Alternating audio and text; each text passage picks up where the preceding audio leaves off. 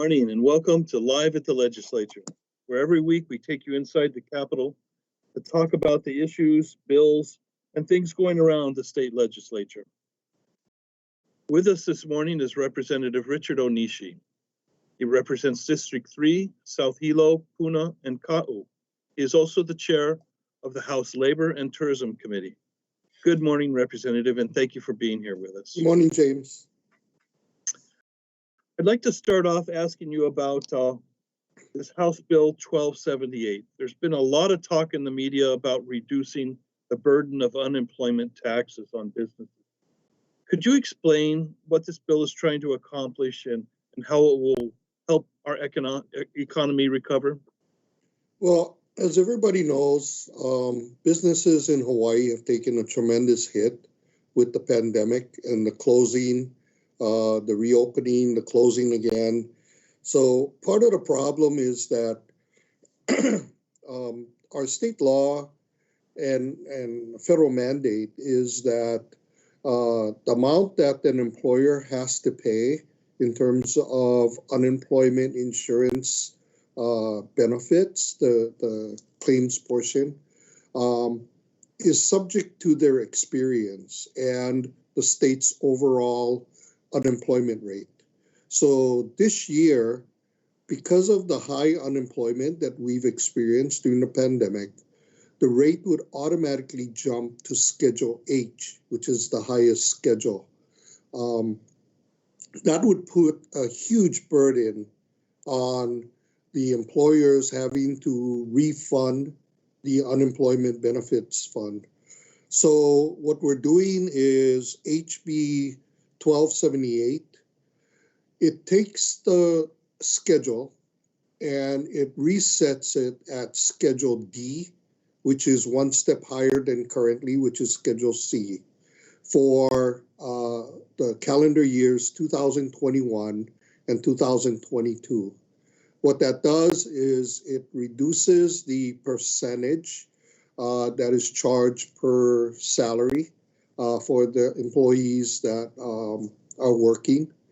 What we also did was we froze the employer's claims experience to the 2019 experience, which is prior to the pandemic, where we had the most, robust employment and the lowest unemployment. So both of those factors will tremendously help the employers with, at the same time, ensuring that we are reimbursing the unemployment fund or rebuilding the unemployment fund.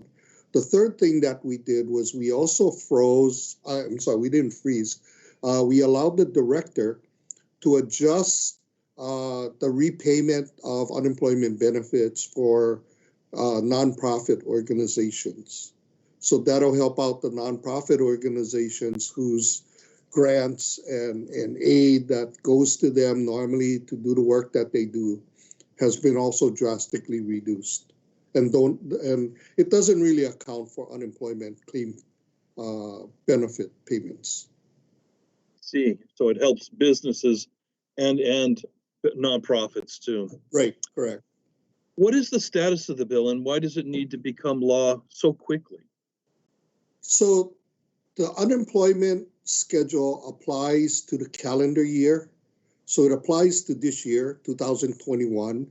And the unemployment division at the Department of Labor does the calculations for the year in March, after March 6th. So the House had a joint meeting of the Labor and Tourism Committee and the Finance Committee to pass out HB 1278. The Senate has scheduled for Wednesday a hearing between the Labor and the Ways and Means Committee. It's another joint meeting.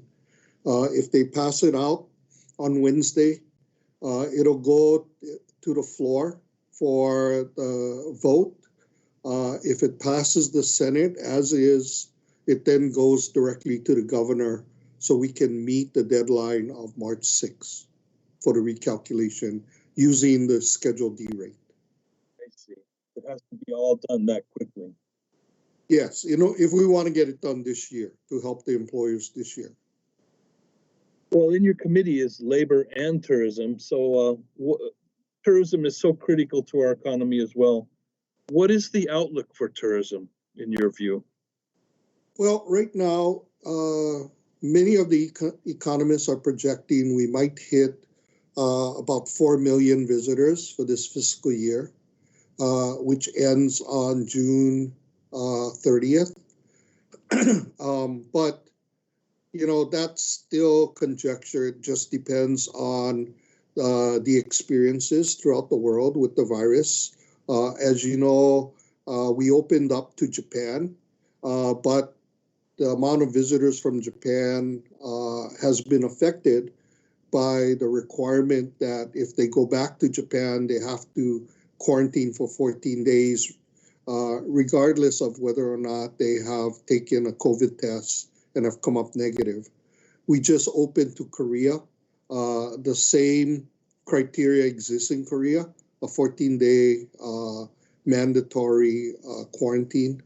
We do have open travel between Canada, which is an important market for us, but those are the main overseas markets.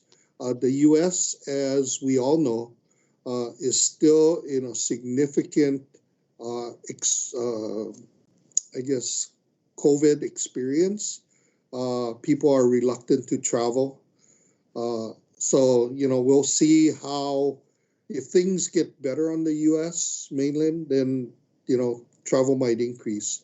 One of the most interesting things that has come up is the consideration of something like a vaccine passport, where if you have taken both shots of the vaccine or you've taken the complementary requirements for the vaccine and, you have some form of immunity, you might be able to travel without having to take a test.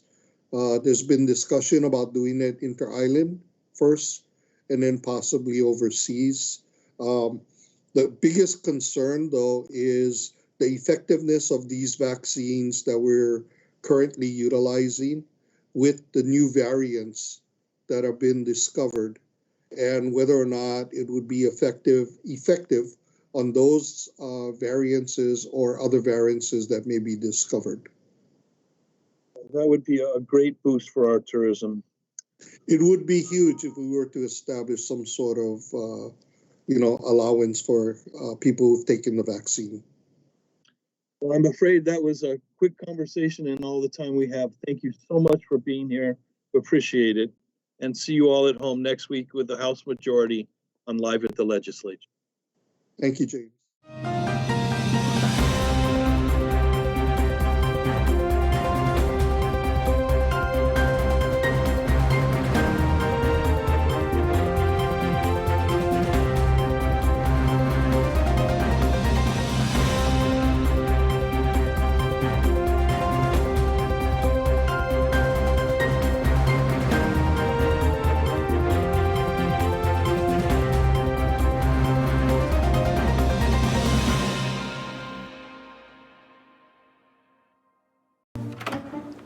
What are you doing? We have to go. I'm gonna be late for work. It's Tuesday morning. I gotta record live at the legislature on Alelo. Senate and House leadership discussing what's happening at the state capitol. So just watch it on the news tonight. Come on, let's go. Hey, this is like getting the news before it's news. If only I could get this remote to work. There. Can we go now? No DVR? No problem. Watch Wednesday evenings at 7 p.m. on Channel 49.